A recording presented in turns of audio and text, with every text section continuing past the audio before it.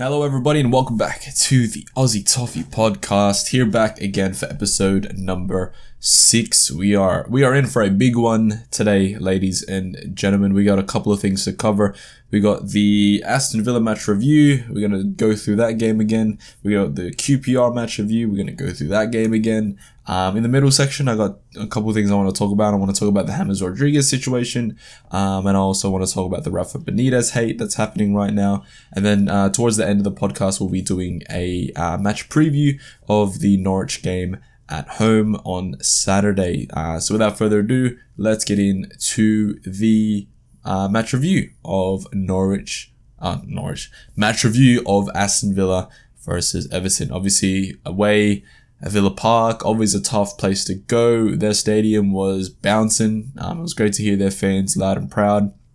And if you watched my preview last week about the Aston Villa game, you know that I was going into this game fairly confident. I was going into this game, Villa have a great attack, we know this. But in my personal opinion, their defense has something to be desired. The problem that we faced this game was that we had a lot of people out. Jordan Pickford, Richarlison, Dominic Calvert-Lewin, Jean-Philippe Gbamin was out as well. So we had some very, very key pieces missing from the squad, Seamus Coleman as well. So if you look at all that, that's 4 first-team players, and obviously Gbamin being a squad player, and then obviously James Rodriguez was not there as well. Fabian Delph wasn't available for this game either.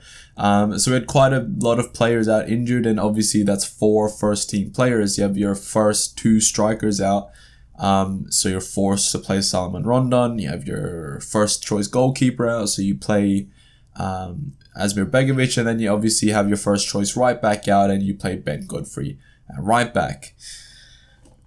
This game was interesting because the first 45 minutes was good. I think that obviously they had, in my opinion, the better of the chances. But I think towards the end of that first half, we were sort of turning the cog, right? And we were getting in there. And you go into halftime and you're thinking that is a very good professional first 45 minutes that we just put out. In my opinion, at least, especially with the squad that we have, especially with the team that we put out against the team that Aston Villa were able to put out, and you look at the bench that they had, the likes of Leon Bailey, who we'll talk about later, the likes of Bertrand Traore, who was still available to come on, right? I think Emi Buendia was on the bench as well for them, if my memory serves me correct, so they had a lot of attacking output that they could put on, whereas when we looked at our attacking output, we could put on Alex Iwobi as a striker. We replaced Salomon Rondon with Andre Gomez. Like, the squad is very thin, and that's very much the theme of this episode and this week in general, is that the squad is very thin, and you get injuries like Richarlison, Dominic Calvert-Lewin, and Pickford and Coleman, and suddenly you're looking at a squad that can't really keep up with the likes of Villa, who are still sort of looking to gel and looking to mold as a team since they've brought so many new players in and they lost Jack Grealish. But again, that first 45 minutes was quite good. I went into half time at least, and I sort of was thinking, all right, we're either gonna nick this with a 1-0 or we're gonna draw this with a 1-1. I didn't think we were gonna lose the game. Because that first 45 minutes was so good, and you're looking at that first 45 thinking, okay, maybe we'll do something here. Maybe Demarai Gray sneaks in a goal. He was by far the best player that day. Demarai Gray was causing them problems all night. Demarai Gray was by far our biggest threat. He was trying to do something, always trying to go forward and look to score. That chance that he had, where he just curls it past the post. I thought that was going in. I expect him in the form that he's in to put that in, but it just wasn't to be. But it showed that although we didn't have our Richarlisons or our Dominic Calvert-Lewins, it showed that we are still a threat on the break, especially with the pace that we have with Demarai Gray, with the I guess the ability that Andros Townsend has on the ball.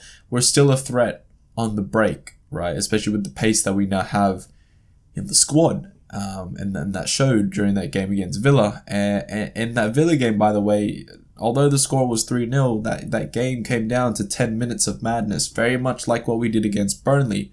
The game was close up until a certain point where one team breaks away, scores 3 goals, and that's sort of it. That was exactly like the Villa game. You get up to, I think it was about the 60th minute, I want to say. I don't know if it was, but I want to say the 60th minute.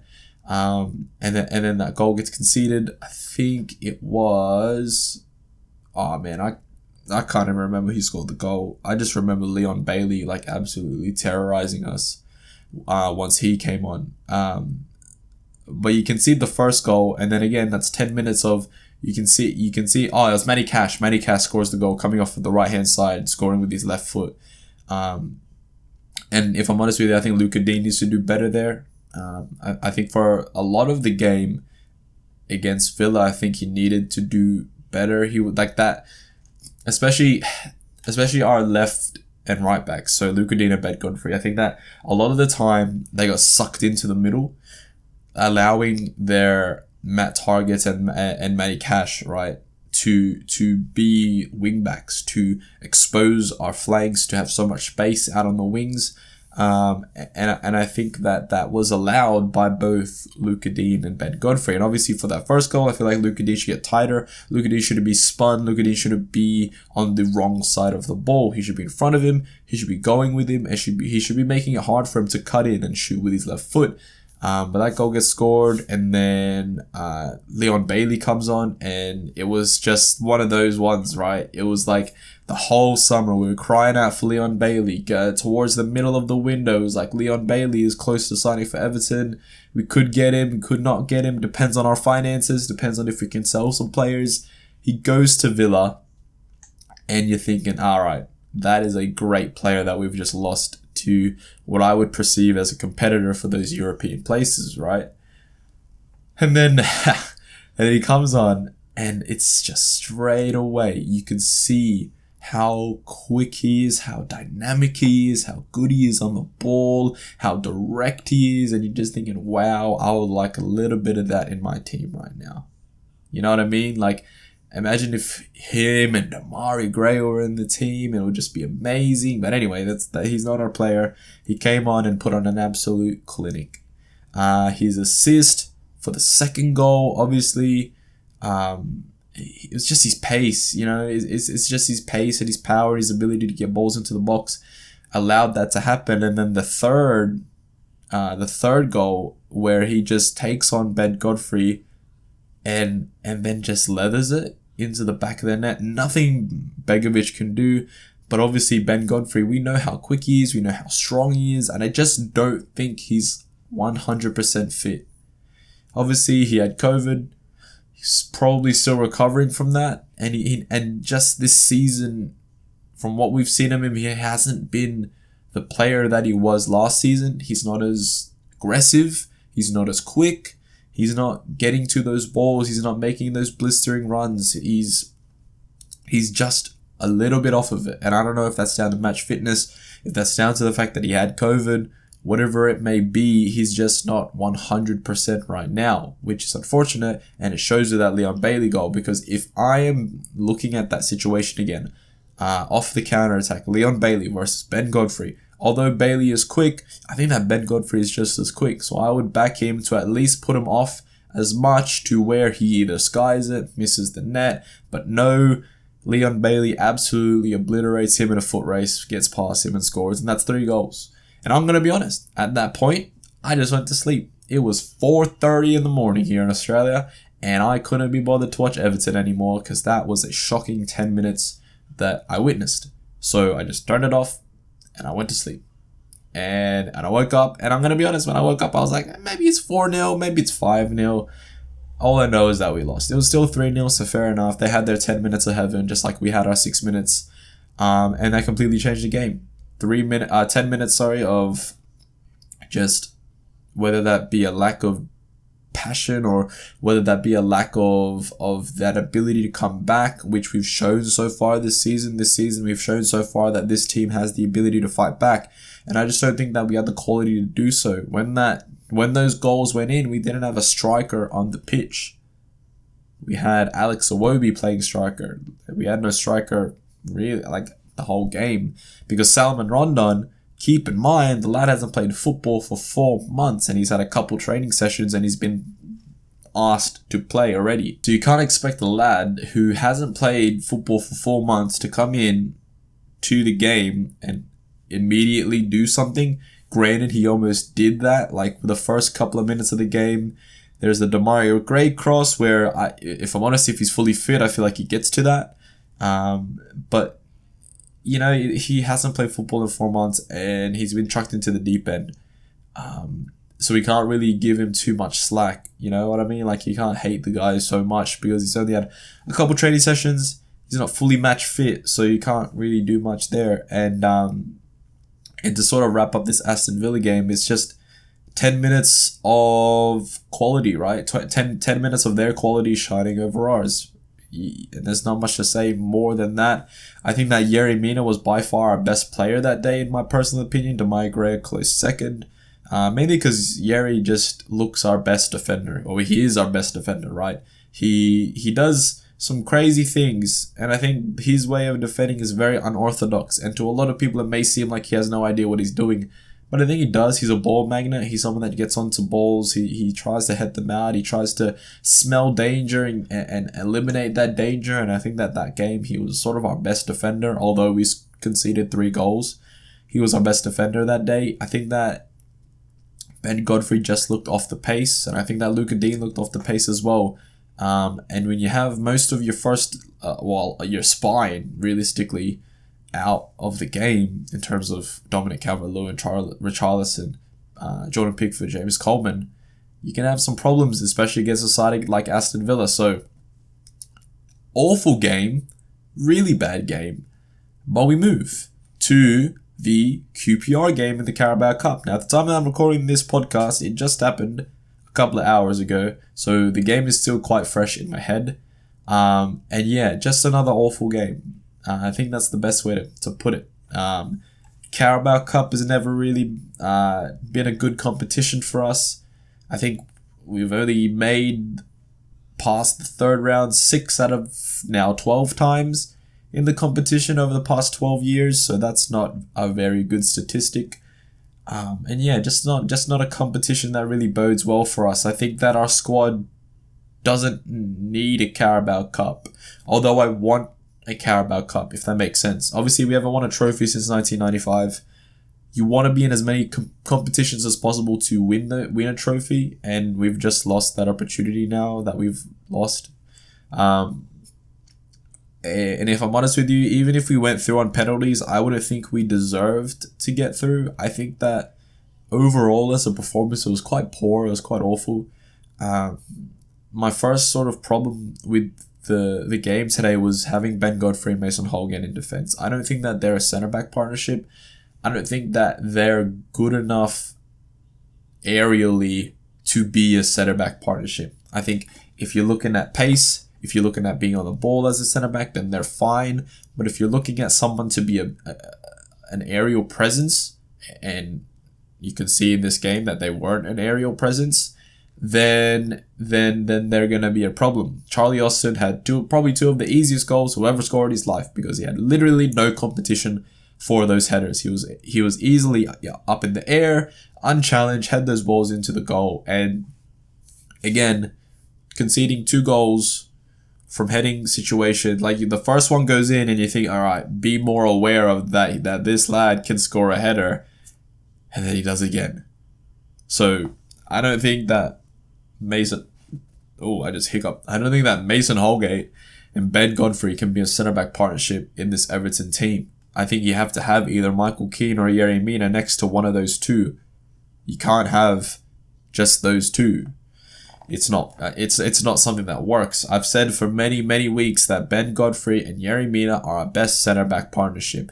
At the moment in time, I would say it's Michael Keane and Yerry Mina, because I think that Keane, although he has those mistakes in him, he's more match fit and match ready than Ben Godfrey at the moment, which is really unfortunate, because I think that Ben Godfrey, with his pace, with his power, with his ability, that he is our second best centre-back. Just at the moment, he's not showing that. So our centre-back partnership definitely gave us a lot of problems today, I think very much so. I think that Charlie Austin just had a field day. I think Chris Willock had a field day, because what happened was, for whatever reason, Mason Holgate kept going out to right back with John Joe Kenny, and then we'll talk about John Joe Kenny in a second.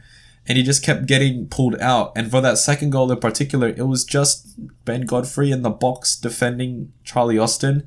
They only played with one striker, and I think that we were committing too many people to one person. You know what I mean? Like one Chris Willock or who else was it? Ilias Chair or whoever it was whipping balls into the box. We had like 3 people surrounding them, leaving Charlie Austin and people like Alberto Doma and all that sort of stuff to sort of be in the box, and more specifically Charlie Austin.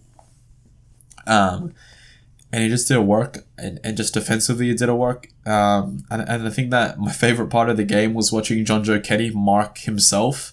He had an awful game. He's not a footballer. He literally marked himself for the entire game. For both goals, he was just marking space. Why? And I think he did one good thing, was whipping that ball in for Decore, and Decore was hacked in the back of the leg, and Kevin Friend is an awful referee, and how that's not a penalty is ridiculous, and how VAR is not in the competition is ridiculous. Why is that not in the competition yet? It's obviously needed because Kevin Friend doesn't have 2 eyes. It was just awful, but that's besides the point. John Joe Kenny just isn't a footballer, and it's clear as day to see why the manager went for Ben Godfrey at right back instead of John Joe Kenny at right back in the game against Villa, because Kenny is not a footballer. He doesn't get forward. He doesn't defend well. I don't know what he does, and it's obvious to see why Celtic didn't want him back. It's obvious to see why no one wanted him in the summer. I think his contract ends at the end of the season, and I'm fairly certain that'll be the end of John Joe Kenny at Everton. But the real problem lies in the fact that he is our second choice right back. Realistically, our second choice right back should have been Seamus Coleman. Realistically, we should have got a first choice right back in the summer, and Seamus Coleman should have been playing this game against QPR because him being our second choice. But that didn't happen. And we have to deal with John Joe Kenny. And he just marked himself all game. It was just so stupid to see. And then I'm seeing a lot of hate on the timeline, the Twitter timeline for Salomon Rondon. Again, he hasn't played in 4 months of football. He literally just played on Saturday. Being asked to play again on Wednesday, will probably be asked again to play on Saturday. So he's been chucked into the deep end, and it's clear and obvious to see that he is not fit. He is not ready to play games of football, but he has to play games of football because he is our only senior striker available. I see a lot of people asking for Ellis Sims. Just remember that Ellis Sims hasn't really made a professional debut for Everton yet, and he's also coming off a bad injury. So he as well is sort of getting back to match fitness. So both of our strikers that are available for us in the next 2 weeks are either not match fit or coming off of an injury. So, and then when those 2 strikers come back, that be Richarlison and Dominic Calvert-Lewin, they too will be coming off of injuries. So for a couple of weeks, maybe up to a month, we will be dealing with recovering strikers, which is bad. And it showed today. We had no focal point. Alex Iwobi at striker doesn't work. It just doesn't work because things bounce off of him, whereas things need to bounce onto him. He needs to trap the ball. He needs to do what strikers do, but he's not a striker. He's a winger. He's a 10. He gets the ball. He gives the ball. He's not going to bring the ball down from the air, trap it, and then give it off. That's not his game. I think Townsend had a good game. I think we can look at him and being one of as one of our more reliable players, our dependable player. Obviously, he scores that goal, creates the assist for the Luka Dean goal. So he had quite a good game today, I thought. Worked hard all night. Played another 90 minutes. Will probably play another 90 minutes on the weekend. So he's obviously going to be a little jaded. Hopefully not. Hopefully he's ready to go and ready to give his all again, as he always does. But he was one of the bright spots in this game. I guess if we're looking at positives, if we're looking at things to be positive about, I guess the fact that we fought back from conceding a goal twice, which is something that a lot of Everton teams in the past just haven't been able to do. We didn't win the game, and I don't think we deserve to win the game either. But I guess that's a positive if we're trying to grasp at straws and look for positives. I think that Andre Gomez and Tom Davies in the midfield didn't work. I think Gomez was a passenger. Same with Tom Davies as well. Like they got overrun, they got overworked, and I think Gomez works better as a substitute, someone to come on in a 3, whereas as someone to play in a Decore type role in a 2. And I think Tom Davies as well needs a Decore or needs an Allen or needs to be in a 3 to be effective, because he just didn't work this game. It just frustrates me, because you want to support him, right? He's a local lad, came up through the system. It's just not there right now, and I don't know if that's down to where he's being asked to play, the role he's being asked to play. Just doesn't work. He just got overrun in this game in the midfield. Him and Andre Gomez both. Like, it was just bad. I don't think them in a 2 either works. I think you saw that, right? If your spine of the team don't work, Ben Godfrey, Mason Holgate, and then in front of them, Tom Davies and Andre Gomez, if they don't work, your team doesn't work. And our team didn't work today. It just didn't. It was bad. It was just a bad performance all around. Like, I don't think any Evertonian can walk away from that thinking we should have won. Obviously, it went down to penalties, and penalties are a lottery. But just, if you look at it in those 90 minutes, we did not deserve to get anything from that game. I don't think there's much more to say. It was an awful game. A rough week for Everton. Losing 3-0 to Villa and then losing on penalties to QPR and being knocked out of the cup. But if I'm honest, I don't really mind that we're out of the cup. I don't think we need another competition, especially with the squad that we have. I think we should focus on the league. And then when the FA Cup comes around in January, hopefully the squad's in a better place and we can focus on giving our all in that cup. Because again, I've never seen Everton win a trophy. I want to see Everton win a trophy in my lifetime. The cup competitions at the point in time is the best way for us to do so. I think that the squad that we have now doesn't need a Carabao Cup. It's very bare bones. Very, very bare bones. And we don't need another cup competition. Although I want one. Again, I want one. I want Everton to win a trophy. But it's just unfortunate how circumstances have put us in the position where we have to bring on an unfit striker for 70 odd minutes, and we have to play Alex Iwobi as striker. It's just bad. But yeah, I don't want to think about that game anymore, because I woke up at 4:45 to watch Everton lose to Crystal Palace. But let's get into the James Rodriguez situation. We'll sort of cut it up. We'll stop talking about games right now. We'll talk about James Rodriguez. Obviously, apparently he's close to signing with Qatari club Al Rayyan or something like that. And yeah, I want to sort of discuss the two sides of the coin, right? Obviously, Everton Twitter going crazy because they want to see James Rodriguez play live, and that's fair enough. If a player say for example, if I was living in Liverpool and I could go to the games, I'd want to see James Rodriguez too. A world-class footballer, ability-wise, I just think, I don't know what it is, right? What is it that's not working here? Obviously, Benitez had him at Real Madrid, and he didn't like him there for whatever reason. So James Rodriguez leaves, and I think he goes to Bayern Munich during that time. And then, obviously, Rafa Benitez comes here to Everton. Rodriguez is there. James only came for Carlo, and we know he only came here for Carlo. Carlo leaves, and then James doesn't leave during the normal window, and it's sort of like, okay, if he's going to be here, he's going to be here. The manager's saying he's injured or he has an injury and he doesn't want to risk it and all this sort of stuff. Whether it be down to him not being fit and that's why he's not playing, or whether that just be down to him not wanting to play for Everton, which is why he's not playing. I don't know. He's training with the squad. We know he's training with the squad. And it's tough to see what it is, because you want a footballer like that at Everton, especially with the commercial pool that he has and with the ability that he has. I still think he can do a job here at the squad. And I think that especially with how bare bones it is, I think we need a bit of James Rodriguez to be in the squad and bring that attacking outlet.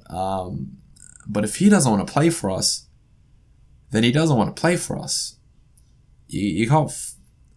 he's contracted. He's contracted to Everton, right? So obviously he has to do something. He has to turn up to training at the bare minimum. But if it's a mix of the manager doesn't want him and he doesn't want to be here because Carlo left or whatever, then what do? You can't cry ass to say, Rafa, why did you alienate this player? Because if he doesn't want to be here in the first place, what is Rafa going to do? And then you can't cry ass to James, because if James feels like he isn't wanted in the squad in the first place, then you can't blame him for wanting to leave. But I think this situation here is both parties, Rafa and James, just not agreeing with each other, and that's led to one thing or the other, and that being that James is probably going to leave the football club to Qatar. And I think that it's annoying, right? Because you look at deadline day and the Porto deal with Luis Diaz. If James just accepts that, he's in Portugal right now playing for Porto, and we have Luis Diaz, but he didn't for whatever reason, whether that be money. And I think that if he's going to Qatar, obviously he's going to be paid very well. I don't know, man. It's annoying because it's like you're going to Qatar, you're 30 years old, you're at the peak of your powers right now. You still have a lot of years left in you. Maybe if you were 33, 34, and then you go to Qatar, fair enough. But it's annoying, right? Because James could have really done something here this season. He could be doing something right now for the team, right? And the fact that he's on a plane to Qatar while we're going to play QPR in the Cup is just annoying, especially last season, right? You remember that Man City game? He was on a plane to Colombia while we were playing Man City. Like, why? Was that allowed? I just don't get it. I don't know. I feel like it's part down to Rafa not wanting him, and then his attitude as well, whether that be his attitude to run, whether that be his attitude to commit to trainings and all that sort of stuff, whether that him being a little bit of a diva. But that's what you get with these high profile players. They're a little bit of a diva, and you just got to manage that. And it's really disappointing the fact that he's not going to play for us this season, you know? And I think a report came out saying that the deal has been negotiated with Al Rayyan, and it's just up to James to accept that deal or whether or not he'll just stay at Everton. If he does end up staying at Everton, I hope that he plays, and I hope that he puts his head down and he goes to work. He needs to find his place in this team right now. He needs to fight for his place. He can't just expect to have another Carlo Ancelotti where he'll just say yes to anything that he wants because he's James Rodriguez, right? That's not what Rafa's all about. He needs to fight for his place in the team if he does stay. And if he does leave to Al Rayyan, then it'll be disappointing, because this squad is already thin, and it's going to be even more thin once James Rodriguez goes. Because that quality, that attacking prowess that he has, will leave the club. I'll never forget that assist to Richarlison for the Merseyside derby. Never forget that. And I think that it really dawned on me that James Rodriguez was at the club when he scored those 2 goals against Brighton. And I was like, damn, we have James Rodriguez. This is going to be awesome. And it was awesome for the time he was fit. And now it's sort of just leaving a sore taste in my mouth, much like Samuel Eto'o, where he was here for 6 months and he left because he found out that Roberto Martinez was a tosspot, still is a tosspot, but apparently being linked to the Barcelona job, which is absolutely crazy. He falls under one of those, right? World-class player comes to Everton, doesn't put the work in, or he's a bit of a diva so that the manager doesn't want to play him, and then they leave the club without really doing anything. I would argue James Rodriguez did more for Everton than Samuel Eto'o did. But again, just unfortunate. Just unfortunate the situation that it is, the situation how it unfolded. I guess it's just one of those situations that will go down in Everton history as what could have been. It's unfortunate that the Goodison crowd never got to experience him, or that he never got to experience the Goodison crowd, because I think that could have swayed his opinion, right? That could have been one of those things. It's like, wow, these guys really love me. I'll stay here. I'll fight for my place. I'll do this. But it never happened. And he's probably gone, if I'm honest. He's probably gone. He'll get paid a lot of money in Qatar. He'll play whatever he wants to play. He'll do whatever he wants to do. And that'll be it. So, yeah. James probably gone, which is unfortunate. The next thing I want to talk about is the Rafa Benitez hate that I'm seeing on the timeline right now. I'm seeing a lot of people saying they want him out. I'm seeing a lot of people say that he should be sacked if we don't win against Norwich.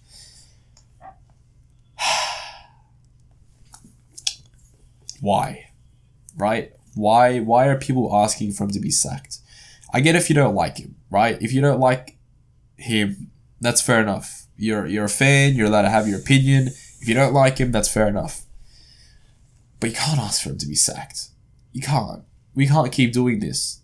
Like, literally as a club, we can't keep hiring managers and then firing them and then going through this managerial merry-go-round every single season. We need stability. We need to have a manager here that's in there for more than 2 seasons. We need that. When's the last time a manager saw out his contract at Everton? It's been so long. Roberto Martinez, sacked. Ronald Koeman, sacked. Marco Silva, sacked. Carlo Ancelotti, he left. We can't keep doing this. We need a manager in there. And if I'm honest with you, I wasn't 100% on Rafa Benitez either. He wasn't my first choice, second, third, fourth, or fifth. But what I think he brings to this team, we've seen it already this season. Tactically, he knows what he's doing. He does. He just does.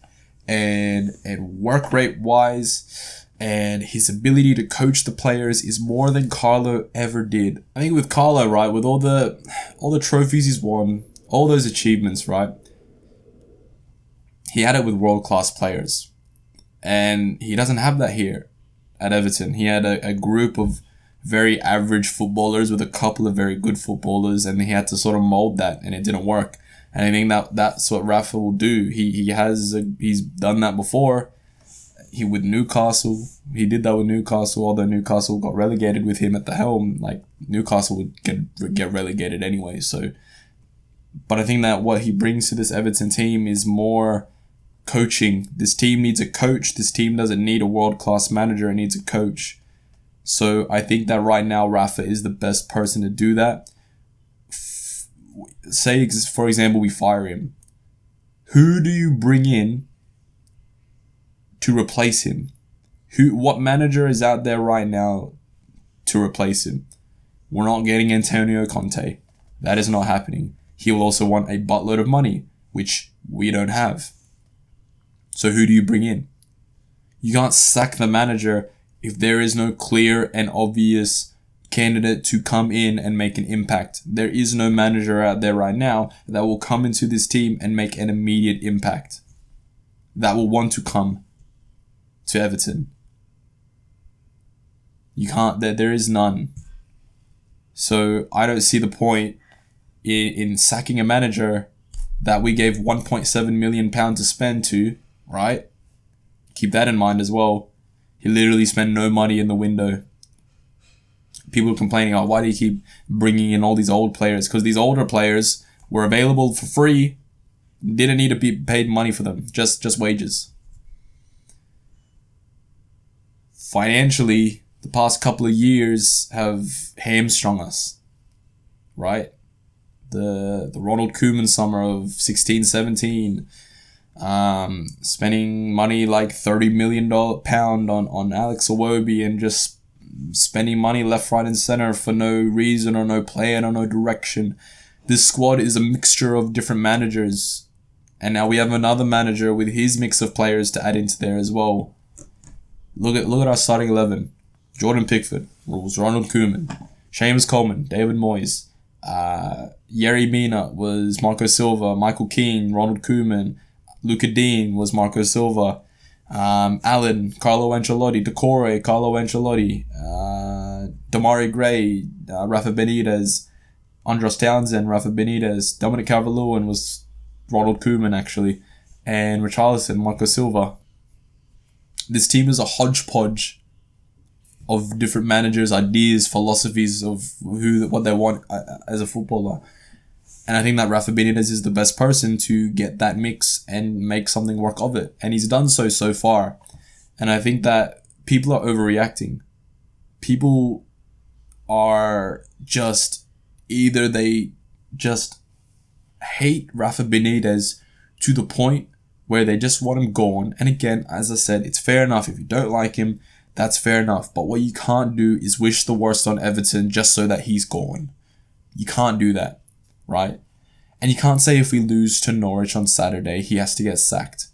Again, because who do you bring in? It's ridiculous. You can't do that. It's just ridiculous to say, like, to put out a statement like that. It's dumb. It's just dumb. Because then we'll be in another period of instability. We'll be in another period of transition. And we can't have that. We can't. When we brought Benitez in, we all said this manager cannot be sacked again because it will just bring another cycle of instability, another managerial merry-go-round. We can't do that. I think people need to subvert their expectations as well. More than ever, we need to sort of look at it and just realize we finished 10th last season with Carlo Ancelotti.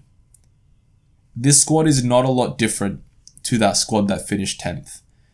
I would say it's more well balanced, but it's not a lot more different. So to expect anything amazing is sort of, I don't know how to explain it, but it's sort of shooting yourself in the foot. It's sort of getting yourself really excited before anything exciting, ever happened. You know? I think this squad is capable of 7th. I don't think it's capable of anything more than that. We were going to lose games this season, right? Losing games was going to happen.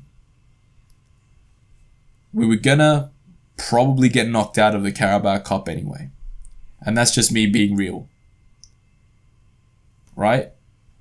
This squad is paper thin at the moment. It is paper thin.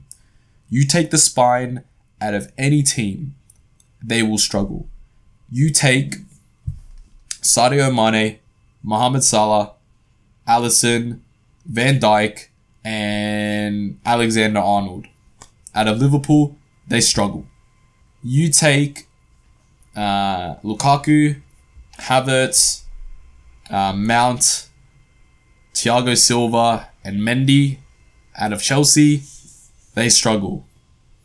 You take Kevin De Bruyne, you take Jack Grealish, Ederson, Ruben Diaz, and Kyle Walker out of City, they struggle. You take Ronaldo, Greenwood, Pogba, Fernandes, Varane out of United, they struggle. You get what I'm saying here? Even your top clubs, even your big boy top four, even if you take the spine out of their team out, they lose. They struggle. They may maybe not lose, but they struggle. And our team is not as good as theirs. So you take a spine out of our team, and we will very, very much struggle. And that is what's happening right now. Can you imagine if we didn't have Demarai Gray or Andros Townsend? That would be catastrophic. Absolutely catastrophic. And who brought in those players? Rafa Benitez. Who identified the need for those players in the team? Rafa Benitez. So you can't be asking for him to be fired when the players that he's brought into the team have been our best players this season. And they just have been. Demarai Gray, Andros Townsend, two of our most dependable players right now, and they were brought in by Rafa Benitez. You can't ask for him to be sacked. He shouldn't be sacked. He won't be sacked. Even if we lose against Norwich, he won't be sacked. And if you're calling for his head after that game, I don't know what to tell you. You're just deluded. Either you're deluded or you just really hate the guy. Which again is fair enough. But we need to look at Everton. We can't think about Rafa Benitez. Although he managed Liverpool 11 fucking years ago or whatever that is, right? He's here now. He's our manager. Get the fuck over it. We need to be thinking about the well-being of Everton. And that means stability. That means not having to fire a manager, fire all the staff that manager brought on with him, hire a new manager, hire all the new staff that manager wants to bring in as well. We can't keep doing that every year. We can't. We genuinely can't. It is unstable. We need stability. So for me, this Rafa hate is stupid, and he shouldn't be fired because we don't need that right now. So yeah, to end the podcast, let's go ahead and preview the Norwich game. This is a big game, right? This is massive. Norwich haven't won a Premier League game in 15 games. So now along come Everton, right? In shambles squad-wise, and it's just, oh, good God. This is massive. This is a big game because next week we have Man United. So this is, in my opinion, a must-win game. Not a draw, a win. We need 3 points here because we have United next weekend, and Dominic Calvert-Lewin, Richarlison, Coleman, and Pickford they'll all still be out for that United game. So we need to win this game. Norwich haven't won a game so far this season. They haven't looked like winning a game so far this season. So we need to be the team that continues the trend of them not being able to win a game so far this season. We know that they have performances that they can give. We saw it the last time they were in the Premier League against Man City. They can do some things. We just can't let them do it. And I am like very, very cautious about this game because I know how thin the squad is. We literally just played a game on Wednesday. We just lost that game, by the way. We just lost 3-0 to Villa, and now we're going to Norwich. The good thing is that it's Norwich at home, and the good thing that is that it's at Goodison, so the crowd can sort of like push the players on in the game. But it's going to be difficult. There are no easy games in the Premier League. Even Norwich being 20th place, having not won a single game since the start of the season, they will still be a tough game. They will still be a hard game to win. And we will still need to be at the top of our game to win that game. We can't just be like, oh, it's just Norwich. Because it's not just Norwich. It's not just QPR because they just beat us. It's not just Villa because they just beat us. There are no easy games, and especially the squad, the way that it is right now, this is a must-win. It's an absolute must-win because I'm not expecting anything from United. So you can't lose this game. We need to keep picking up points against the teams that we have to be picking up points against. Norwich at home is a game we need to win. Much like Southampton at home was a game we needed to win. Much like Burnley at home was a game we needed to win. This season will not be like last season where we get more points away from home than at home. This season we need to be doing what we usually do and win our home games. More points at home, get a couple of wins away from home as well, get those in the bank. We need to do that. If we want to get Europe, these are the games we need to win. If we want that 7th place spot, Norwich at home is a win. That needs to be a win. It has to be. It genuinely cannot be anything else other than a win. I am not going to be satisfied with anything else other than a win. I think in terms of injuries and that sort of stuff, we'll probably be seeing the same people out injured. Obviously, Luca Dean picked up an injury against QPR, and we need to hope that that's not a bad injury. If it is a bad injury, we'll be looking at another sort of back four of probably Godfrey left back, Mina and Keane in the middle, and then Mason Holgate right back, like we had last season for a couple of games, which worked, by the way, for a large majority of that season.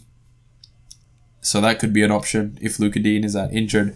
But I mean, it's Norwich. Like, shit. It's Norwich. We're Everton.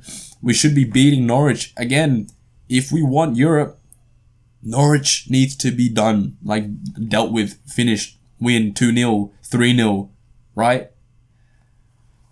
I just don't know I don't know. This team needs to show its resilience, that mentality to to come back from losing against Villa and then losing against QPR. We need to see a fight back, you know what I mean? And again, it's a game that we need to win because we have United next weekend.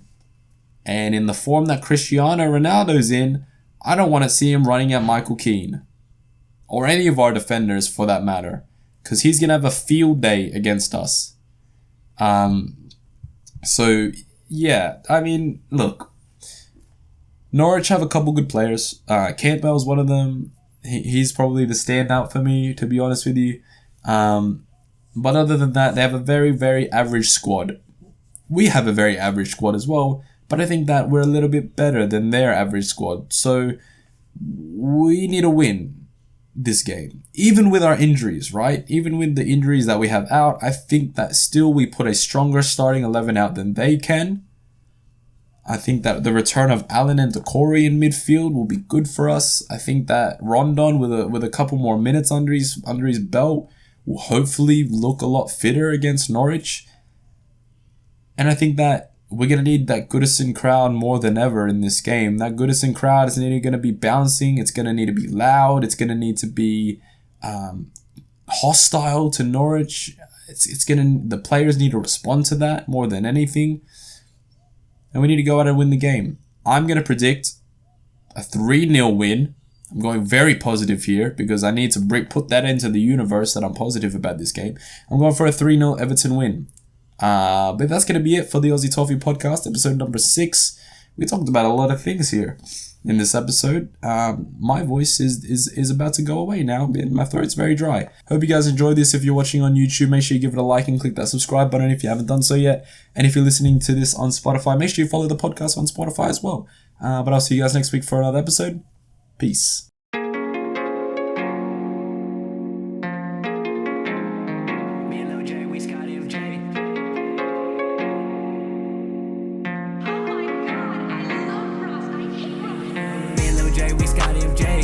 Rock, we're here in the fade. Pull up in a whip with 21 bays. Here come the bastards, 21 days.